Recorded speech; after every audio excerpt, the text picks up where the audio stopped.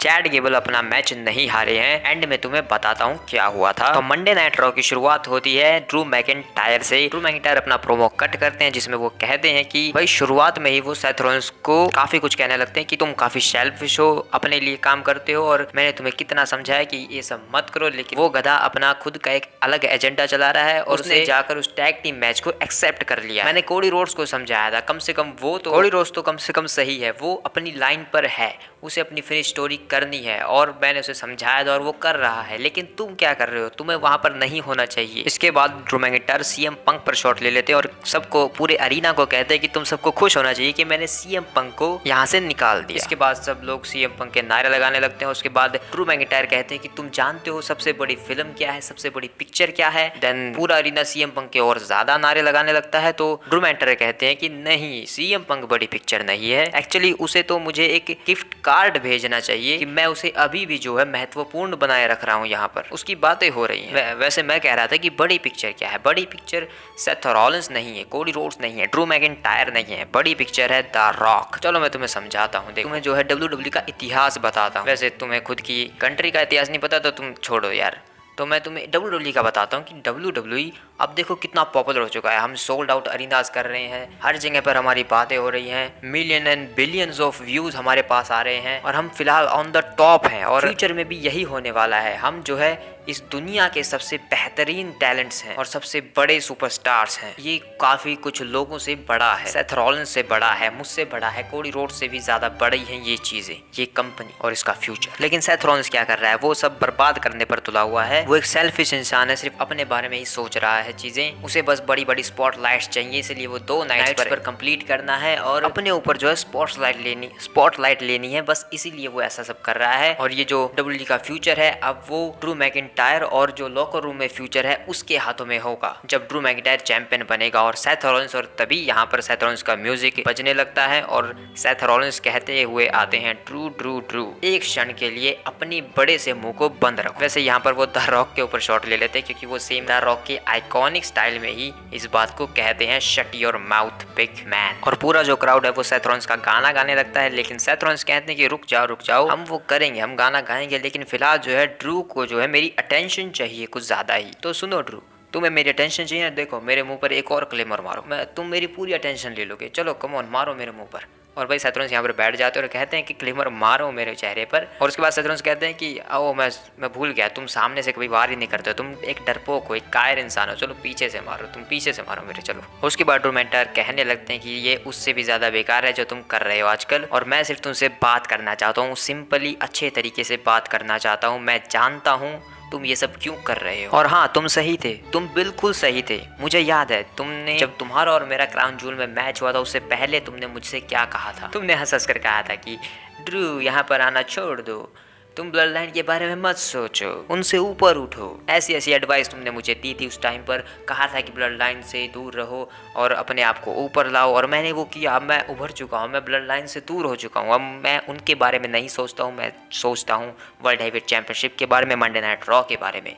लेकिन अब मैं तुम्हें तुम्हारी एडवाइस वापस दे रहा हूँ, तुम भी ब्लड लाइन से मत उलझो, क्यों घुस रहे हो फालतू में वहाँ पर, और तुम हो कि मानते ही नहीं हो मेरी बात। इसके बाद सेथ रॉलिंस कहने लगते हैं तुम ना किसी की याद दिलाते हो मुझे, उसके हाथों में बड़े बड़े टैटूज होते हैं। देन यहाँ पर फिर से अरीना सीएम पंक के नारे लगाने लगता है और सेथ रॉलिंस कहते हैं कि हाँ वही बेकार इंसान, मुझे लगता था वो सबसे बड़ा दोगला है, लेकिन जब मैंने तुम्हें देखा है, अब मैं जब तुम्हें देखता हूँ तो मुझे बड़ा अफसोस के साथ ये कहना पड़ता है कि तुम उससे भी ज्यादा बड़े दोगले हो। और तुम हमेशा कहते हो कि तुम ब्लड लाइन से नफरत करते हो, तुम उनसे दूर रहना चाहते हो और कहते हो कि मैं उनसे ना उलझूं ताकि वो हमारे मैच में इंटरफेयर ना कर पाए। लेकिन सच बताऊं तो मुझे लगता है कि तुम चाहते हो कि ब्लड लाइन हमारे मैच में इंटरफेयर करे ताकि तुम उस मैच को जीत सको, क्योंकि जैसा अब कुछ सीन चल रहा है तो ऐसा लगता है कि तुम ब्लड लाइन के ऑनररी मेंबर बन चुके हो। जरा मुझे लोगों को याद दिलाने दो, कोडी रोड से जीतने के लिए तुमने क्या किया, ब्लड लाइन की मदद ली। जे उसो को हराने के लिए तुमने क्या किया, ब्लड लाइन की मदद ली, और तुमने उनके साथ कुछ नहीं किया। इसका मतलब तुम एक ब्लड लाइन मेंबर हो। लेकिन मैं बता देता हूँ, चाहे कुछ भी हो,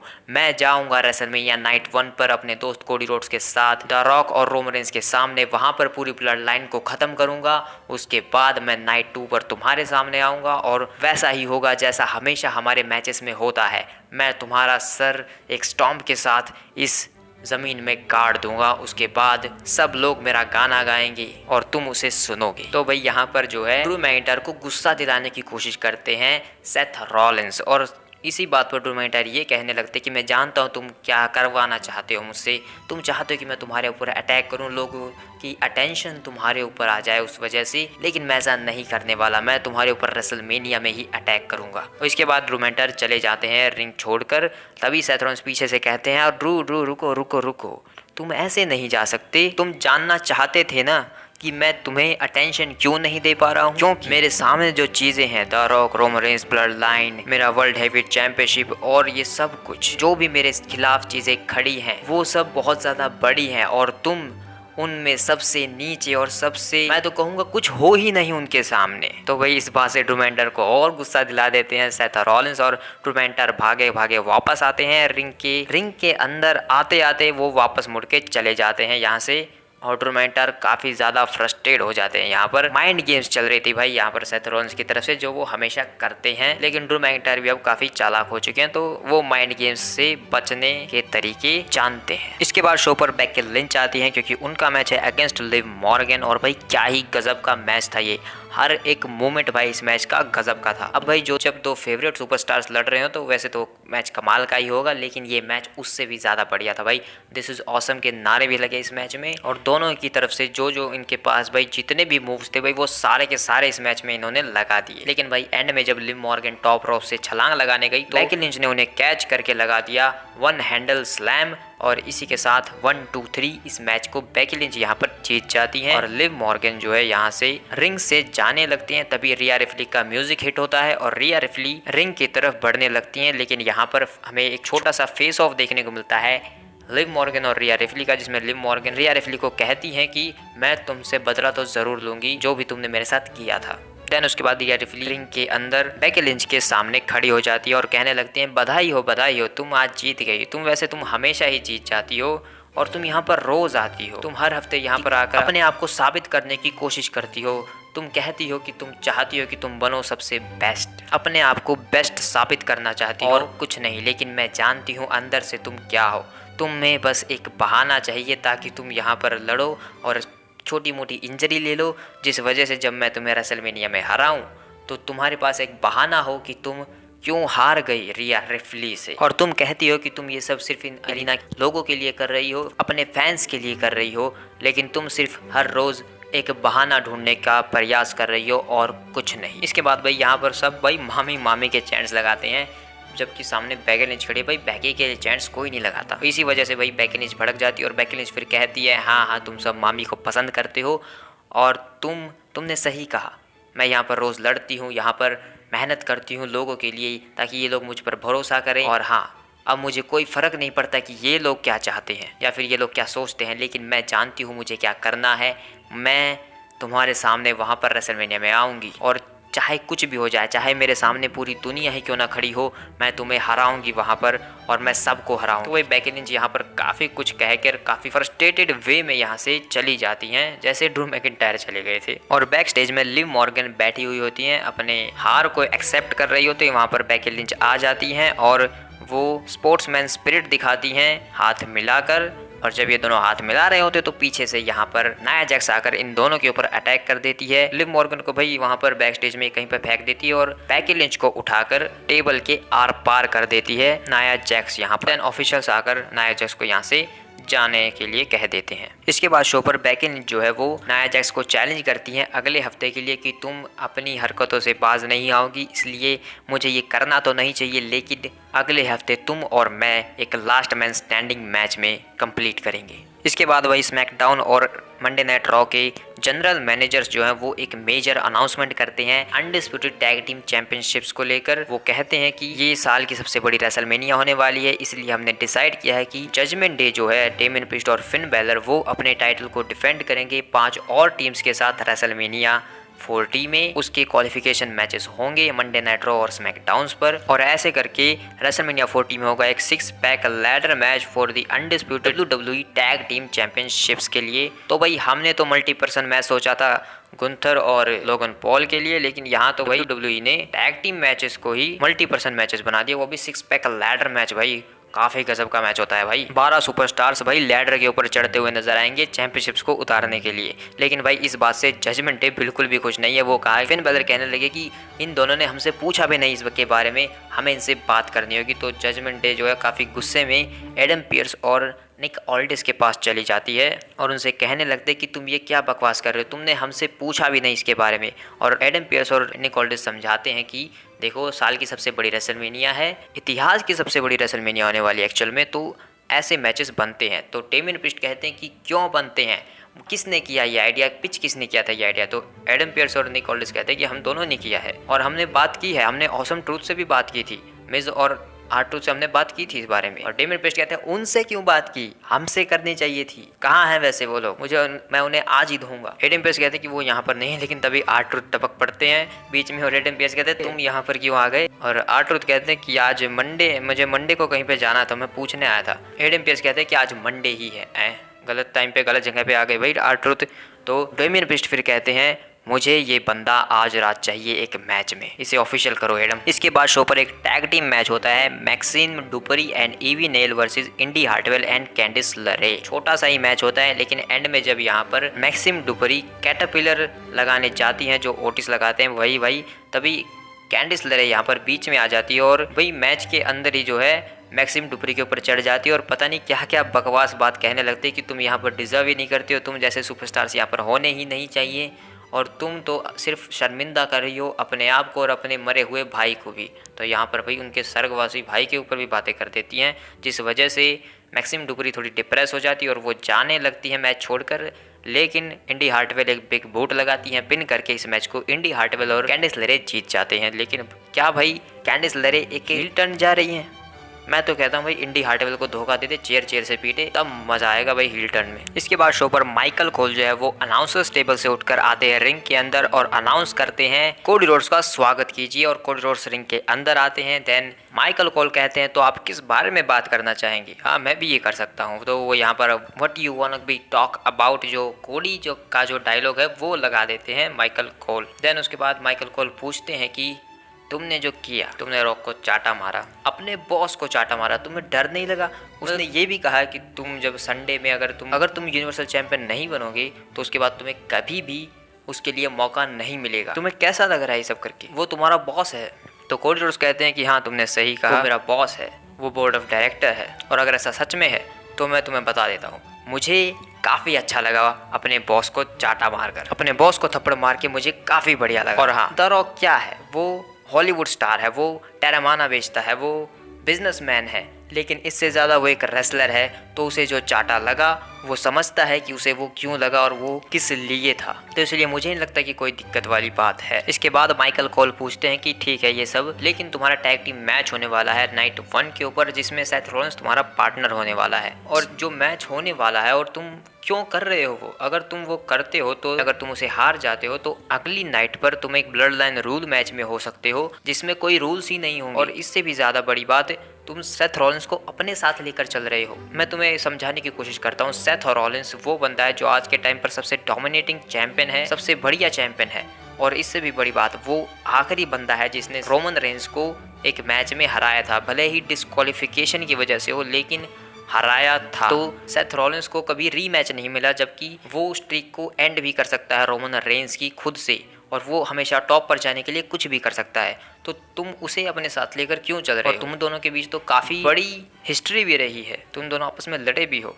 तो इसके बाद भाई कोडी रोड्स कहते हैं कि देखो लोग बदलते हैं, सेथ रॉलिंस और मैं, हमारे बीच काफ़ी बड़ी हिस्ट्री रही है, लेकिन लोग बदल जाते हैं। एक बंदा है जो उसने मेरे मौके छीने हैं रोमन रेंस के साथ मिलकर, लेकिन आज मेरा सबसे बेहतरीन दोस्त है। मैं बात कर रहा हूँ जे ऊसो की। वो पहले रोमन रेंस के साथ था, लेकिन अब वो मेरा बेहतरीन दोस्त है और मेरे साथ है, हमने साथ में टैग टीम चैंपियंस भी बने थे हम। तो लोग तो बदल ही जाते हैं, लेकिन और रेसलमेनिया नाइट 1 में सेथ रॉलिंस और मैं वो मैच जीतकर सिर्फ एक फेयर एंड स्क्वायर मैच चाहते हैं रेसलमेनिया नाइट 2 पर। और ये सब है आज की बातें, लेकिन अब मैं तुम्हें उस सवाल का जवाब देना चाहता हूँ जो तुमने लास्ट टाइम जब हम दोनों इस रिंग में थे, जब तुमने मुझसे वो पूछा था। तो भाई वहाँ पर एक क्लिप दिखाते हैं कोडी रोड्स स्क्रीन के ऊपर, पिछले अक्टूबर की जो है क्लिप दिखाई जाती है, जिसमें माइकल कोल कोडी रोड्स से पूछते हैं जब वो टैग टीम चैंपियंस थे कि तुम्हारी स्टोरी थी रोमन रेंस से मैच करना, उसे डिथ्रोन करना, तो अब तुम चैंपियंस बन के घूम रहे हो, वो भी टैग टीम। तो क्या ये तुम्हारी स्टोरी है? तुम्हारी स्टोरी क्या है? क्या पार्ट है तुम्हारी स्टोरी का? तो इसलिए भाई कोडी रोड्स आज कहते हैं कि अब ये एक बेहतरीन क्वेश्चन है कि मेरी स्टोरी क्या है। मेरी जो ये स्टोरी है वो मेरे बारे में नहीं है, ना ही रोमन रेंस के बारे में, ना ही रोमन रेंस को डिथ्रोन करने के बारे में है। ये उन सब चीज़ों के बारे में है जो मेरे अराउंड चल रही हैं। हम फैंस के बारे में, जो लोग मेरे लिए चीयर कर रहे हैं आज के टाइम पर, मेरे सपोर्ट में खड़े हैं, मेरे सारे के सारे फैंस, मेरे घर, मेरे परिवार वाले, मेरी माँ, मेरे पिताजी। और यहाँ पर भाई कोडी रोड्स भावुक हो जाते हैं, इमोशनल डैमेज करने लगते हैं लोगों को। और मेरी माँ और मेरी सबसे नंबर 1 फैन मेरी सिस्टर और मेरी वाइफ भी, उसने मुझे तब सपोर्ट किया था जब कोई भी मुझे सपोर्ट नहीं करता था। मैं जब कुछ भी नहीं था तब उसने मुझे सपोर्ट किया था। इसलिए मेरी वाइफ मेरी नंबर 1 फैन है हमेशा। और ये सब इन सब के बारे में है, ये मुझसे और रोमन रेंस से काफ़ी बड़ी चीज़ें। और अब बात करते हैं रोमन रेंस। लास्ट टाइम तुमने मुझसे कहा था कि हम 3rd इनिंग में हैं, लेकिन नहीं, हम तीसरी इनिंग में नहीं हैं, हम आखिरी इनिंग में हैं। और यही सब कुछ खत्म होने वाला है। और जब ये सब कुछ खत्म होगा तो माइकल कोल, तुम काफ़ी शान से कहोगे कि तुम्हारा नया अनडिस्प्यूटेड यूनिवर्सल चैंपियन है कोडी रोड्स, और रोमन रेंस खत्म हो चुका है, ब्लड लाइन खत्म हो चुकी है और एक नया एरा स्टार्ट हो चुका है। इसके बाद भाई कोडी रोड्स का थीम सॉन्ग प्ले हो जाता है। कोडी रोड्स और माइकल कोल एक दूसरे को हैंडशेक और गले मिलकर यहाँ से चले जाते हैं। उसके बाद शो पर होता है एक वुमेन्स टैग टीम चैंपियनशिप के लिए match, Kabuki warriors versus शेना basilar and जोई स्टार्क। ठीक ठाक ही मैच था भाई ये, लेकिन यहाँ पर क्योंकि डैमेज कंट्रोल भी था बाहर, तो जब शेना बेसलर लास्ट में यहाँ पर कूड़े क्लच लगाती हैं तो डकोटा काई शेना बेसलर का पैर खींच लेती हैं, जिस वजह से डिस्ट्रैक्शन होता है और काबुकी वॉरियर्स अपना टॉप रोप से फिनिशर लगाकर इस मैच को जीत जाती है और एक बढ़िया सा फोटो खिंचा के चली जाती है। इसके बाद जजमेंट डे क्लब हाउस में दिखाया जाता है कि जजमेंट डे काफ़ी परेशान है, उनके सामने 5-5 टैग टीम्स को थोप दिया गया है और भी काफ़ी कुछ चीज़ें चल रही हैं। लेकिन तभी वहाँ पर अंदरादे आ जाते हैं और रिया कहती कि मैंने इसे बुलाया है और क्योंकि डोमिनिक इस पर भरोसा करता है तो हमें भी करना चाहिए। तो अंदरादे से रिया कहती हैं कि देखो आज डोमिनिक यहाँ पर नहीं है क्योंकि वो किसी काम में बिजी है, क्योंकि भाई डोमिनिक की शादी हो चुकी है, मैं तुम्हें बता देता हूँ, वो वहीं पर बिजी है, इसलिए वो आज यहाँ पर नहीं आया। तो रिया रिफ्ली कहती है कि अगर डोमिनिक तुम पर भरोसा करता है और तुम्हारे अंदर कुछ दिखता है उसे, तो हम भी करते हैं। और अंदरादे भी इस बात पर कहते हैं कि मैं जानता हूँ बिजनेस कैसे चलाया जाता है, मैं सब कुछ जानता हूँ। इसके बाद अंदरादे यहाँ से चले जाते हैं और फिन बैलर यहाँ पर कहते हैं, अंदरादे की तारीफ करते हैं कि हाँ ये बंदा काफ़ी टैलेंटेड है और काफ़ी ज़्यादा अनुभव भी है इसके पास अलग तरीके का, क्योंकि भाई अंदरादे बाहर से जाकर आए ना AEW से, तो वो उस चीज़ का बेनिफिट शायद लेना चाहती है judgement day. Then Damian Priest कहते हैं कि मैं अब मैं जाता हूँ और उस R-Truth को ठिकाने लगा के आता हूँ। इसके बाद भाई R-Truth अपनी एंट्रेंस करते हैं बढ़िया सी व्हाट्सएप करके पूरा गाना गा के, भाई मज़ा आ जाता है।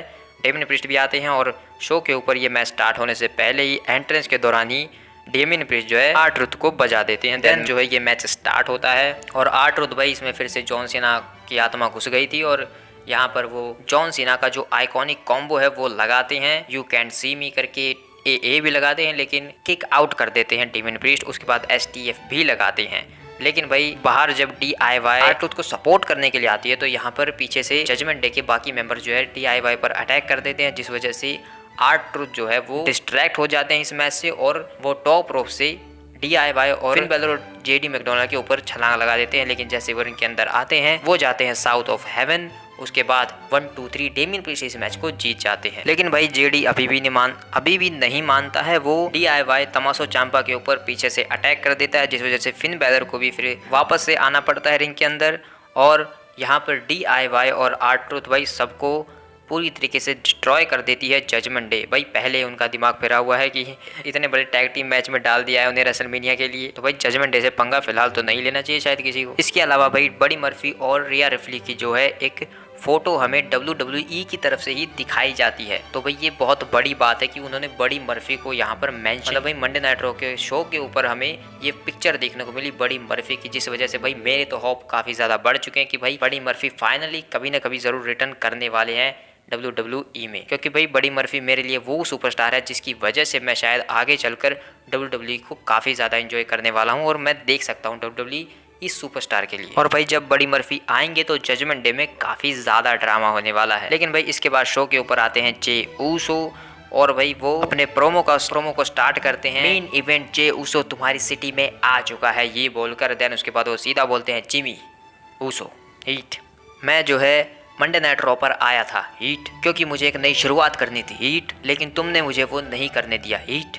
ब्लड लाइन हमेशा मेरे चीज़ों में टांग अड़ाती है हीट, इसलिए हो जाए heat versus no heat, Uso versus Uso, brother versus brother, blood versus blood. मैं तुम्हें चैलेंज करता हूँ रेसलमेनिया 40 के लिए एक मैच में। तो भाई सीधा यहाँ पर जो उसो चैलेंज कर देते हैं जिमी उसो को, और अब तो भाई ये मैच हो ही जाएगा। इसके बाद भाई जैकी रैंडमोन गुंथर का इंटरव्यू लेते हुए उनसे पूछती हैं कि अब जो है मेन इवेंट में एक बढ़िया सा मैच होने वाला है जिससे आपका रेसलमेनिया का अपोनेंट डिसाइड होगा, और आप कुछ ज्यादा ही ओवर कॉन्फिडेंट लग रहे हैं, तो क्या कहना चाहेंगे आपके बारे में? और आपके 640 दिन का रेन हो चुका है, उसके बारे में भी आप क्या कहना चाहेंगे? तो गुंथर भाई यहाँ पर सिंपली कहते हैं कि रेन तो मेरा ऐसे ही चलने वाला है, लेकिन सबसे बड़ी रेसलमेनिया होने वाली है और मैं चाहता हूँ कि सबसे बड़ी रेसलमेनिया में मैं सबसे बढ़िया सुपरस्टार के सामने अपनी चैंपियनशिप को डिफेंड करूं, और मैं इस डिसीजन से काफ़ी खुश हूं कि ये मैच होगा और इसमें जो जीतेगा वही मुझसे आकर लड़ेगा। तो जो भी तुम सब जो भी उसमें पार्टिसिपेट कर रहे हो और जो भी मेरे सामने आएगा उसे गुड लक। देन भाई शो के ऊपर ये गॉन्टलेट मैच स्टार्ट होता है जिसकी शुरुआत करते हैं